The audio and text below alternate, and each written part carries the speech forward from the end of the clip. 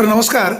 आपल्या कुकडी प्रकल्पामधली जी 4-5 धरणं आहेत, ह्या धरणाच्या क्षेत्रामधली सर माती उपसा करायला सध्या परमिशन आहे का? या निमित्ताने आपल्याला खरं म्हणजे या सांगता येईल की मोठ्या धरणांमध्ये माती उपसा करण्यासंदर्भातला अद्याप निर्णय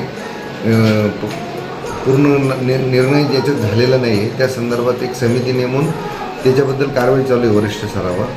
आपल्या कार्यक्षेत्रामध्ये अनेक ठिकाणी मातीची मागणी येते आणि अनेक ठिकाणून तक्रारी पण येतात, लोक काढतात. तर त्या ठिकाणी आम्ही धरणन्याय शाखा अधिकाऱ्यांनी त्यांची एक टीम नेमलेली आहे. प्रत्यक्षात खरं म्हणजे धरणांचं बुडी क्षेत्र एवढं विस्तृत आहे, 2,500, 2,000, 3,000 हेक्टरचा परिसर असल्यामुळं तेवढा स्टाफ आपल्याकडे पण नाही आणि महसूल विभागाकडे पण नाही.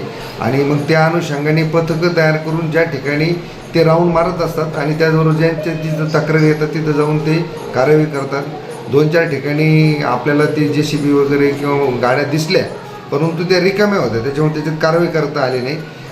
तरीसुद्धा या ठिकाणी जिथं जिथं असं कोणी घटना घडेल, आम्हाला जेव्हा जेव्हा कळेल तेव्हा ठिकाणी त्या परिसरात असलेली आमची टीम, त्याचबरोबर संबंधित महसूलचे अधिकारी, पोलीस प्रशासनाची मदत घेऊन आम्ही त्यांच्यावर कारवाई करू. सर, येडगाव झालं, माणिकडो झालं. तर येडगावला अजून फारसं नाही, पण माणिकडोच्या पश्चिम पट्ट्यामध्ये मोठ्या प्रमाणात मातीचं उत्खनन होतं आहे. मग पोलीस, तुम्ही आणि महसूल विभाग संयुक्तिक पथक तयार का होत नाही?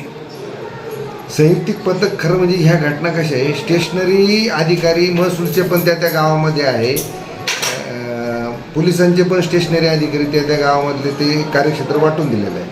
आता आमच्याकडं बुडी क्षेत्रामध्ये सुद्धा उपसा सिंचनाच्या हिशोबाने जी कारवाई करणारी लोक आहेत ती कार्यरत आहे, परंतु क्षेत्र एवढं विस्तृत आहे की त्याच्यामुळं तिथं प्रत्येक गावामध्ये आमचा माणूस नाही आणि त्याच्यामुळं थोडेसे मर्यादा येतात. भरारी पथक का तयार करा? मग आता आपण प्रत्येक शाखा अधिकाऱ्याच्या नेतृत्वाखाली एक भरारी पथक केलेलं आहे, तर ते काम करतंय.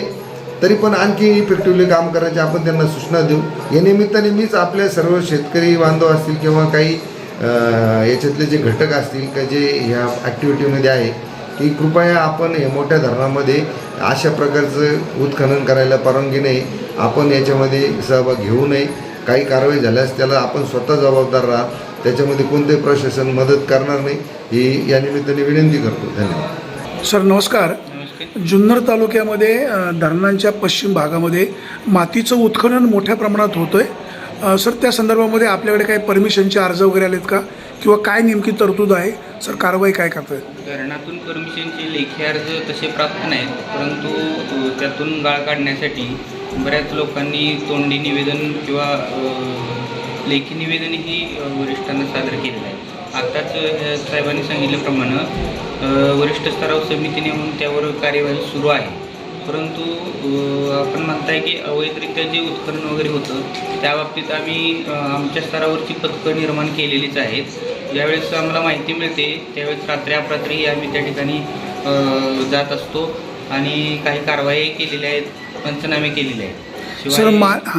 शिवाय यापूर्वी मी रेकॉर्ड पाहिलं तर जलसंपदा विभागाने त्यामध्ये गुन्हे पण दाखल केलेले मला दिसून आले. सर, माती चोरी करताना एखादा आढळला आणि जर तो पकडला तर त्यात नेमकी तरतूद काय आहे दंडाची? दंडाची तर ब्रासवर जेवढा दंड होईल त्याच्या 5 पट दंड होतो. साधारण 5 ब्रासची जर तुम्ही गाडी पकडली तर 1-2.5 लाखापर्यंत त्या ठिकाणी दंड होऊ शकतो. सर, ओतूर पट्ट्यामध्ये म्हणजे पश्चिम भागामध्ये तिकडे पिंपळगाव, जोगा, खिरेश्वर या भागात मुरुम मातीचं उत्खनन अधिक प्रमाणामध्ये होतं. तुमच्या लोकांकडनं कारवाई होते, लोक अर्ज करून परमिशन घेत आहेत. परमिशन कमी ब्रासची असते, प्रत्यक्षात जास्त ब्रास मुरुम माती काढली जाते. नाही, तशा सूचना लोकांना दिलेलीच आहेत. तसं असेल तर कारवाई झालीच पाहिजे, तिथं कुणालाही हे केलं जाणार नाही. त्याच्यामुळं ते स्ट्रिक्टली फॉलो केलं पाहिजे. सर्व मंडळाधिकारी, तलाठी आणि कोतवाल यांना माझे त्याच सूचना राहतील. सर, तर कुंभारांसाठी किती ब्रास माती मोफत काढण्याची अनुमती आहे आणि त्याचं मेजरमेंट कोण करतं? 500 ब्रासपर्यंत आहे आणि आपण त्यासाठी जो आदेश देतो त्या स्थानिक कर्मचाऱ्यांना त्या बाबतीत लक्ष ठेवण्याचं आणि त्यापेक्षा जास्त होणार नाही या बाबतीत दक्षता घेण्याचं आवाहन नेहमी करत असतो. Thank you sir.